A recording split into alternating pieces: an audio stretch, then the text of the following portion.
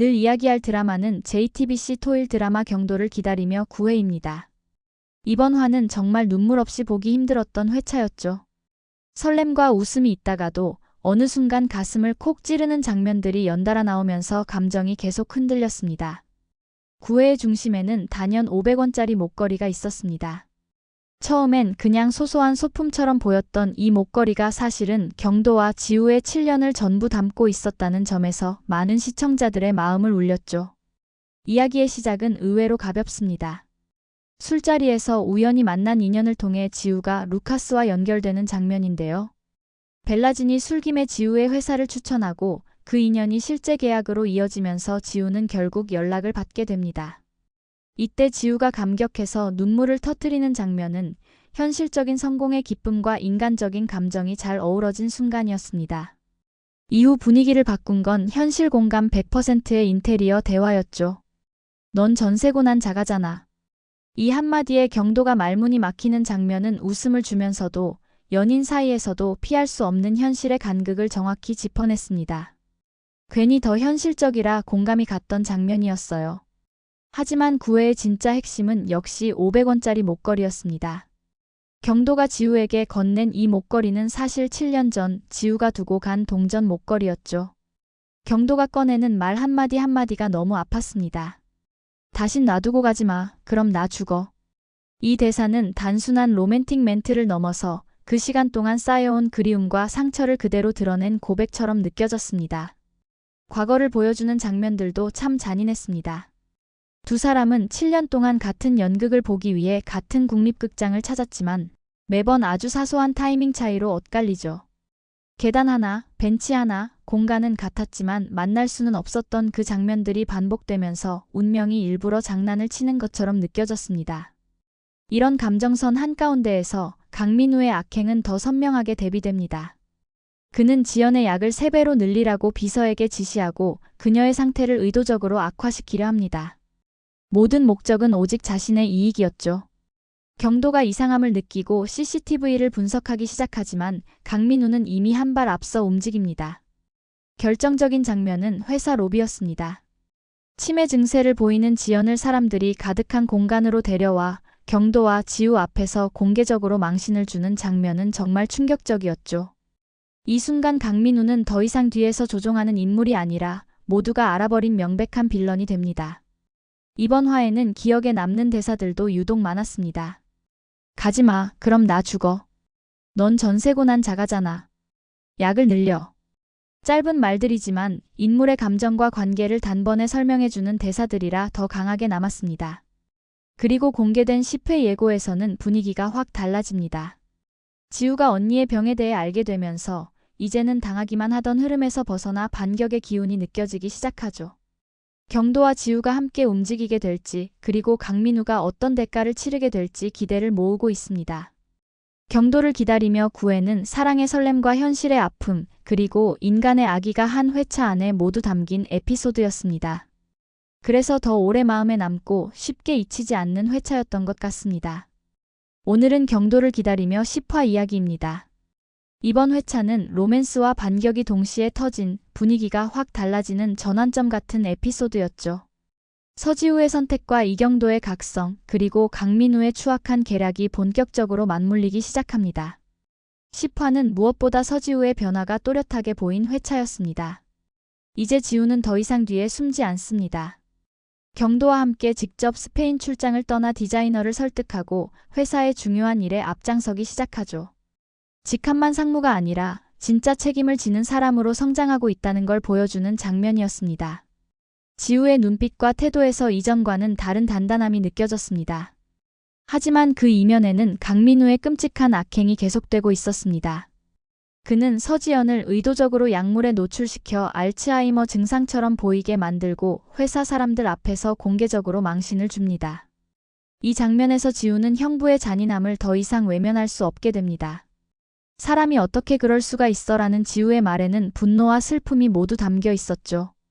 공항에서 이어진 경도와 지우의 대화는 이번 화의 감정 정점이었습니다. 지우는 묻습니다. 그때 언니 병 알고 있었어. 경도는 그 사실을 인정하며 자신이 얼마나 이기적이었는지도 솔직하게 고백합니다. 이게 사랑이 아니면 뭐라고 해야 하냐는 그의 말은 지우의 마음을 다시 흔들어 놓습니다. 하지만 두 사람 사이에는 여전히 쉽게 풀리지 않는 감정의 매듭이 남아 있습니다. 이후 지우는 또 하나의 중요한 선택을 합니다. 폭로를 기다리는 대신 먼저 언론 앞에 서기로 한 것이죠. 혼외자라는 사실부터 가족 간의 갈등까지 숨김없이 털어놓으며 더 이상 도망치지 않겠다고 선언합니다. 감정에 호소하지 않고 담담하게 사실만 전달하는 방식은 지우의 전략이었습니다. 진한경 기자를 선택한 것도 우연이 아니었죠. 기사의 반응이 차분하자 강민우는 판이 자신에게서 벗어났음을 직감합니다. 폭풍 같은 하루가 지나고 경도는 지우에게 캠핑카를 선물합니다. 이건 도망이 아니라 잠시 숨을 고르자는 의미였습니다. 두 사람은 같은 편이 되었고 서로의 마음도 다시 확인한 듯 보였습니다. 하지만 강민우는 가만히 있지 않습니다. 이번에는 두 사람을 불륜으로 몰아가려는 새로운 프레임을 준비하죠. 그리고 10화의 마지막 장면. 지우가 평소처럼 경도를 찾아갔지만 그는 오히려 한 걸음 물러섭니다. 서로의 마음을 확인했는데도 또다시 이별의 그림자가 드리워지는 순간이었습니다. 세 번째 이별의 조짐이라는 말이 괜히 나온 게 아니었죠. 공개된 11화 예고에서는 갈등이 한층 더 거세집니다. 강민우는 혼외자 폭로가 무력화되자 불륜 프레임으로 방향을 틀고 이사회를 소집합니다.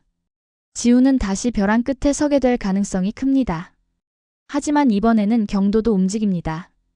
디드록신 약물의 부작용과 출처를 추적하며 기자로서의 날카로운 본능을 되찾기 시작하죠.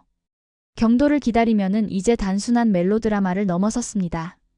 사랑과 현실, 가족과 회사, 진실과 프레임 사이에서 인물들이 어떤 선택을 하는지 그 과정 자체를 밀도 있게 보여주고 있습니다. 11화 이후 이들의 선택이 어떤 결과를 만들어낼지 기대가 커질 수밖에 없는 이유입니다. 경도를 기다리며 11화 예고. 너 갈 거구나. 이제 와서 모른 척할 수 없다는 걸 서로 알고 있는 순간입니다. 차라리 숨자. 차라리 죽자. 이 대사는 단순한 극단적인 말이 아니라 지우가 느끼는 공포의 깊이를 그대로 보여줍니다. 도망쳐도 끝이 없고 버텨도 상처만 남는 상황. 그래서 차라리 세상에서 사라지고 싶을 만큼 몰려있는 상태죠. 너네 둘. 멀리 어디 나가서 살아. 이 말은 보호처럼 들리지만 사실은 또 다른 단절의 권유입니다. 사랑을 지키기 위해 세상에서 밀려나라는 말. 11화는 이 선택을 정말로 해야 하는 상황까지 몰아붙일 가능성이 큽니다. 그리고 드디어 등장하는 질문. 서지우 상무님. 무책임하다는 생각 안 하십니까? 이 한마디로 11화의 싸움 구도가 분명해집니다.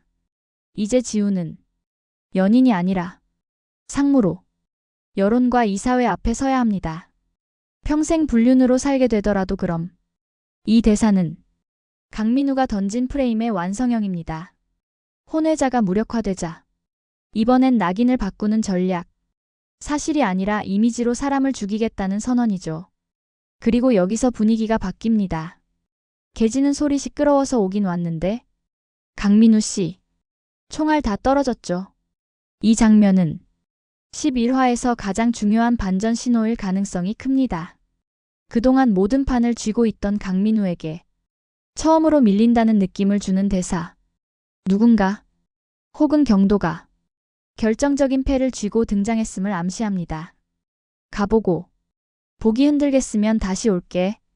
이 말은 협박이 아니라 여유입니다. 이미 결과를 알고 있는 사람의 태도. 11화에서는 약물 디드록신과 관련된 결정적 단서가 강민우 쪽을 향해 움직이기 시작할 가능성이 큽니다. 그리고 마지막. 지우야. 우리 잘 살자. 이 대사는 로맨틱한 약속이 아니라 전쟁이 끝난 뒤를 상상하는 말에 가깝습니다. 지금 당장은 함께할 수 없어도 이 싸움이 끝나면 그때는 도망치지 말고 숨지 말고 제대로 살자는 의미. 11화는 감정을 회복하는 회차가 아닐 가능성이 큽니다. 대신 누가 프레임을 만들고 누가 진실을 쥐고 있는지가 분명해지는 회차. 사랑은 시험대에 오르고 진실은 처음으로 무기가 됩니다. 그리고 아마 11화의 끝은 이 질문 하나로 남을 겁니다. 이 싸움이 끝났을 때 우리는 과연 잘 살 수 있을까?